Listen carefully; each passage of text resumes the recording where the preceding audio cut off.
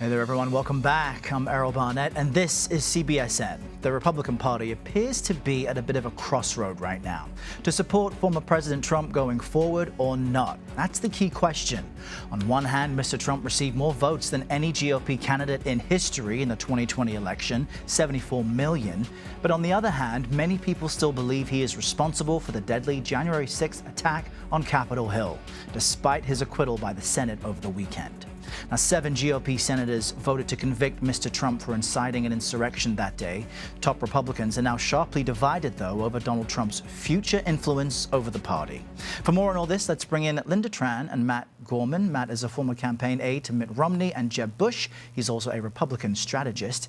And Lynda is a CBS News political contributor and Democratic strategist. A warm welcome to you both on what is a major topic in Washington right now. And Matt, I want to start with you. South Carolina Senator Lindsey Graham said yesterday, quote, Donald Trump is the most vibrant member of the Republican Party and that the Trump movement is alive and well. Do you agree with that assessment? And is the party thriving at this moment?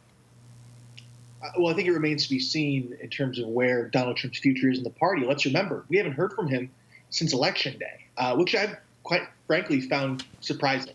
Will he emerge now that the impeachment trial is over? We'll see. But to the extent he wants to get involved, it's really the question. And look, I think broadly, these types of crises or identity crises aren't uncommon to folks who lose the presidency. I should say parties who lose the presidency. If you asked Democrats 4 years ago, you'd see the same type of hand-wringing that you do now among Republicans. So then, Lynda, from a strategic point of view, how do Democrats capitalize on this friction, which as Matt says, is expected after an election loss? What's the political calculus going forward to benefit from this for Democrats?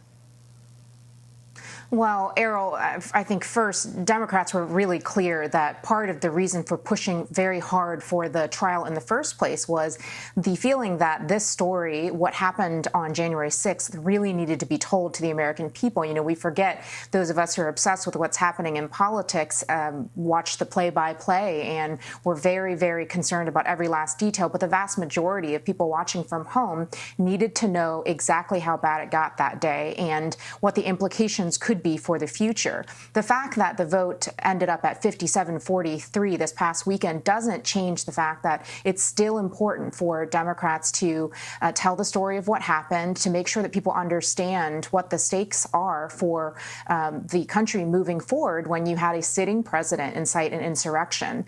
You know, I think the other piece, of course, here is that as we look ahead to 2022, which sounds like it's a distant future for most people, is actually just around the corner. You know, Democrats are taking stock of what happened and trying to make sure that they understand the lessons that took place during the 2020 cycle to make sure that the margins aren't as tight and that they're in a much stronger position come 2022.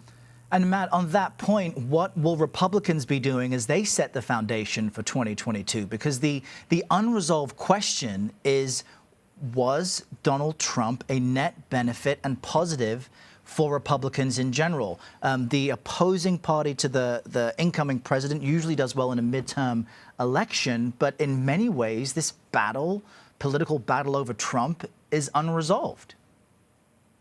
Yes, but I don't think that's going to be the main issue in 2022, quite frankly. I think we're coming out of a pandemic. We have an economic crisis on our hands with joblessness.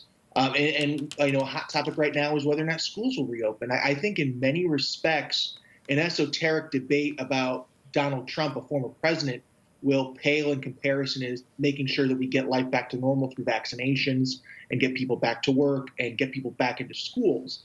I think that on either side is going to be among the top issues in 2022. And I think the party that can best talk about those issues will be the best party that can capitalize. So, Lynda, I would imagine, based on what Matt's saying there's real pressure now on Democratic leadership to either deliver on this COVID relief bill or get schools open safely and somehow steady the economy while the Republicans are in this somewhat of an identity crisis. Otherwise, this could be a massive opportunity missed. Yeah, I mean, I think there's tremendous pressure, but there's also tremendous focus in a way that we didn't see with the former administration.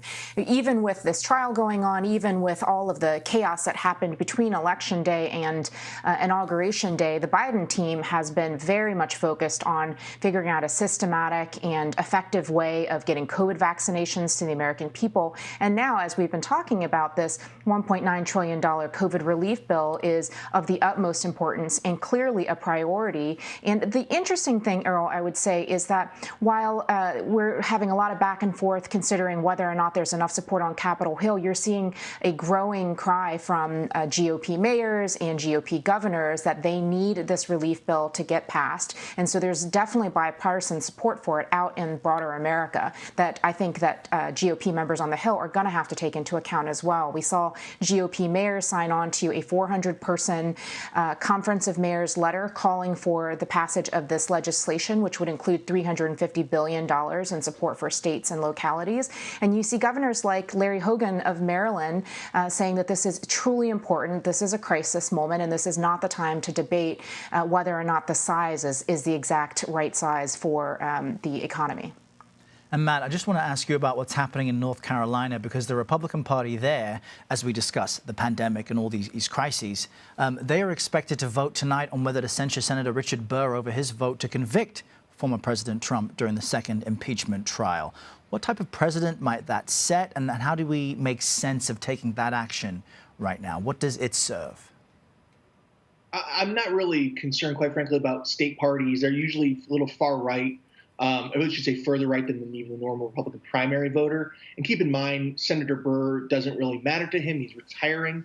However, I do think, as Republicans move forward into 2022, one of the things they'll have to keep their eye on, quite frankly, are some of these primaries for Senate in places like North Carolina, Georgia, Arizona, Pennsylvania, where there could be tough primaries from different wings of the party. And to take back the Senate, they need to have someone who can get through and who's electable and who could win the whole state. So that's one thing I would caution our party as we move forward, to really make sure we're sending out of these primaries electable Republicans. And that's what I would take away from these sorts of interstate actions. All right, very good point there. Lynda Tran and Matt Gorman, always great to speak with you both. Thanks for your time today.